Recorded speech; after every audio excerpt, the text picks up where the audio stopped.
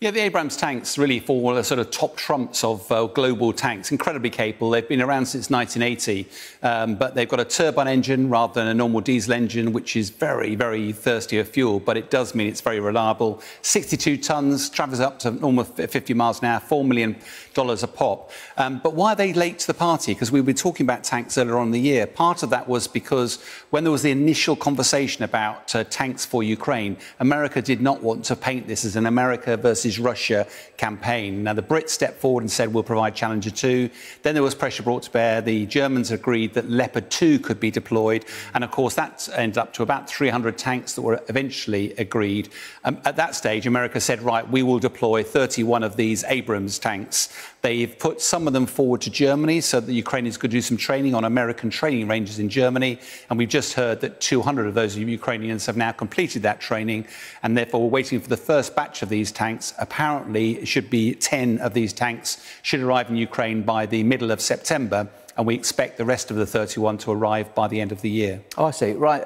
We've talked, haven't we, about the counter-offensive hasn't gone as well as hoped from the Ukrainian side. Are these tanks going to have any effects? Well, the first question is when they're going to actually be deployed. It's one thing putting them into Ukraine, but there'll only be 10 there by the middle of September. The prevailing view is that the Ukrainians probably will wait till all 31 are there before they actually use them in anger. And it's also worth noting that, of course, when they were pledged, they fully expected that these wouldn't be involved at all this year because the spring offensive would have already been considerably underway and this would be too late. As it was, spring offensive delayed, then it's been going 12 weeks. And funny old thing, the war is still ongoing and therefore these could play a key role. Where they'll play the most role is when they're breaking through that the Russian defences, because they'll be able to lead the rush to the coast. And that's where, to cut off the land bridge, that's where these tanks could be invaluable. They will be wrapped in a bit of controversy, though, because the Americans are providing depleted uranium rounds for which are armour-piercing, which are very effective.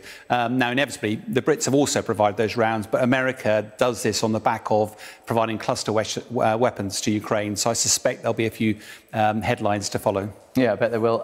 As we speak, Sean, what's happening on the front line? Well, we're 12 weeks into this offensive at the moment. There's intense fighting across the front line, but the front lines look fairly static, so it's quite difficult to tell objectively what's happening. But there are two things I would bring attention to, one of which is that there is increasing evidence that Ukraine is making progress around Robotyne, trying to get through those Russian... And that's backed up by the fact that up in Kupiansk, which is where the Russians have been pushing, the Ministry of Defence reports that actually some of the Russians are now redeploying troops from Kupiansk down towards Robotyne, and they would only be doing that if there was a real threat that Ukraine was about to do some sort of breakthrough. The other thing I draw attention to is artillery. Artillery generally causes the most casualties in any war. The West has provided counter-battery radar to Ukraine. What that means effectively is every time Russia artillery fire towards them, they're able to grid reference that point and fire a very accurate shell back at the Russians. Now, it appears that's been very effective, and there are now parts of the front line where Russia doesn't have any of that counter-battery capability, and that means they're under a complete barrage of Ukrainian artillery fire. Now, there hasn't been a breakthrough yet, but there's pretty compelling evidence now that Ukrainian pressure is building on an increasingly fragile Russian front line.